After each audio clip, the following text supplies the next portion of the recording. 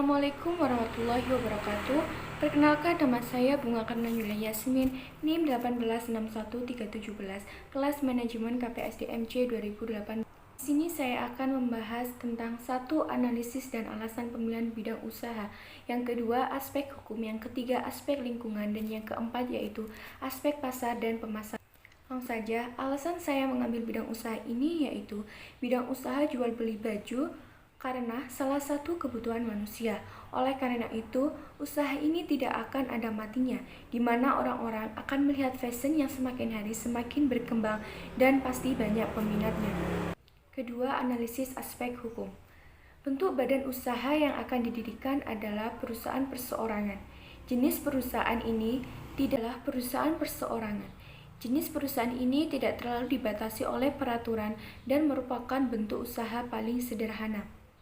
Untuk perizinan sendiri, perusahaan perseorangan tidak terlalu banyak memerlukan perizinan.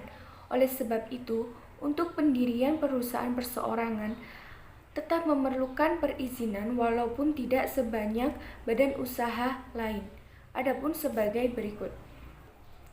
1. Usaha izin usaha perdagangan (SIUP), yaitu sebagaimana diatur dalam Peraturan Menteri Perdagangan. Maka usaha ini tergolong ke dalam klasifikasi usaha mikro. Maka dari itu dibutuhkan SIUP untuk usaha mikro. Yang kedua, surat izin tempat usaha atau SITU, yaitu dibutuhkan usaha ini untuk memperoleh izin atas pendirian tempat usaha. Yang ketiga, nomor pokok wajib pajak NPWP, yaitu sesuai dengan peraturan dari Direktur Jenderal. Maka usaha yang akan didirikan wajib mendaftar sebagai wajib pajak. NPWP digunakan untuk segala macam bentuk administrasi perpajakan. Dan yang keempat, tanda daftar perusahaan atau TDP. Dokumen ini dibutuhkan agar mendapatkan legalitas dari pemerintah. Jika tidak, maka setiap kegiatan usaha yang dilakukan dalam usaha ini akan menjadi ilegal, dan pihak berwajib berhak untuk menghentikan kegiatan usaha ini. Yang ketiga, analisis aspek lingkungan dari bidang usaha yang dipilih, yaitu terdapat analisis SWOT, strength atau internal positif. Yang pertama, penggunaan peralatan konveksi yang sudah modern akan mampu membantu proses produksi menjadi lebih efisien. Yang kedua, pelayanan produk custom yang dapat dipesan dengan model dan ukuran yang sesuai dengan keinginan konsumen. Weakness atau internal negatif. Yang pertama, modal yang cukup besar untuk membuatnya, khususnya pemilihan peralatan, mesin-mesin, dan tempat produksi. Dan yang kedua, pemesan dengan warna yang berbeda tidak bisa dikerjakan secara bersamaan karena harus menyetel ulang benang pada mesin sehingga boros waktu. Dan yang ketiga, untuk pemesan kostum minimal pemesanan berjumlah 12 pieces untuk menghindari kerugian. Opportunity atau eksternal positif. Yang pertama, permintaan pasar yang akan terus-menerus ada karena baju merupakan salah satu kebutuhan manusia. Yang kedua, di era modern seperti ini semakin banyak marketplace yang berkembang di Indonesia yang akan memudahkan proses pemasaran produk karena jangkauan yang luas dan dapat diakses dimanapun. Adapun banyak pilihan jasa pengiriman ke seluruh wilayah Indonesia dengan harga yang terjangkau sebagai sarana distribusi produk dan konsumen luar kota. Trade atau eksternal negatif. Yang pertama, banyak sekali orang yang menekuni bidang usaha ini menjadikan pesaing yang menjadi ketat. Yang kedua, banyaknya baju impor khususnya dari Cina yang mematok harga murah. Harga bahan-bahan seperti kain dan benang dari supplier cenderung meningkat. SWOT strategi planning. Strength opportunity strategi planning. Yang pertama, membuat produk dengan desain terkini. Yang kedua, sosial media sebagai media promosi. Weakness opportunity strategi planning. Weakness opportunity strategi planning. Yang pertama, membuka toko online menggunakan jasa pengiriman untuk efisiensi waktu. Strength trade strategi planning. Yang pertama, memaksimalkan penggunaan teknologi. Yang kedua, SDM yang berpengalaman. Weakness trade strategi planning. Yang pertama, mempertahankan harga dan kualitas. Selanjutnya, analisis lingkungan makro. Analisis dampak ekonomi dalam bidang usaha. Analisis dampak ekonomi yaitu dalam bidang usaha ini akan membutuhkan beberapa karyawan untuk proses produksi, distribusi, dan pemasarannya. Oleh karena itu, akan direkrut karyawan untuk memenuhi kebutuhan tersebut. Analisis dampak sosial budaya, yaitu penempatan lokasi khususnya untuk produksi yang tidak terlalu dekat dengan rumah warga, karena takutnya dalam proses produksi akan terganggu karena proses produksi yang cukup bising.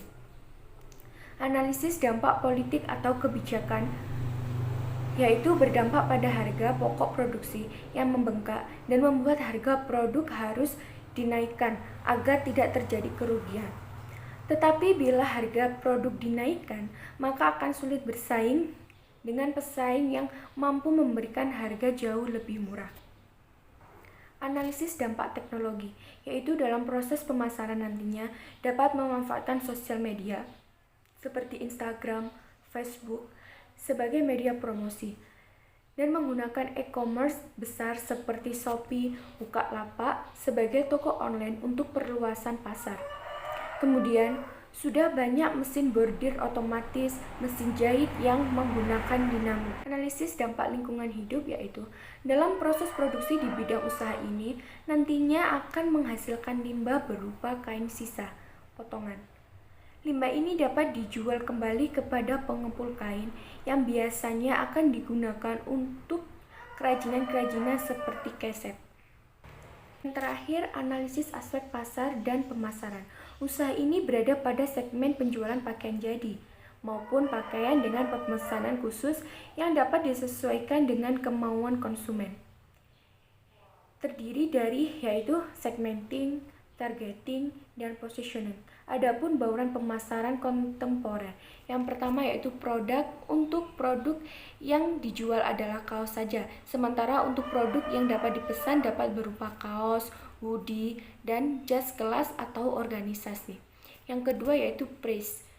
Untuk harga menyesuaikan dengan bahan yang diminta oleh konsumen dan menyesuaikan dengan harga pasar. Yang ketiga yaitu place. Menggunakan toko online sebagai tempat berjualan yang utama dan akan membuka toko fisik yang berdekatan dengan tempat produksi. Dan yang keempat, promotion. Untuk promosinya sendiri menggunakan sosial media seperti Instagram dan Facebook yang saat ini menjadi media paling banyak digunakan oleh semua orang, bahkan di semua kalangan. Hal ini tentunya akan sangat efektif digunakan untuk promosi. Yang kelima, people. Saat perekrutan dilakukan pemilihan karyawan yang memiliki skill dan terampil yang nantinya akan disesuaikan dengan job desk-nya, agar dalam proses produksi dan pemasaran produk dapat berjalan dengan baik.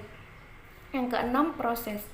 Dibuat SOP atau Standard of Procedure untuk karyawan sehingga dapat berjalan secara efektif dan memastikan bahwa konsumen mendapat pelayanan yang baik dan kualitas produk dapat terjaga hingga ke tangan konsumen. Dan yang terakhir atau yang ketujuh, physical evidence. Physical evidence dari bidang usaha ini yakni produknya itu sendiri, toko sebagai tempat berjualan, tempat produksi beserta peralatan yang digunakan saat produksi. Sekian presentasi dari saya, kurang lebihnya mohon maaf. Wassalamualaikum warahmatullahi wabarakatuh.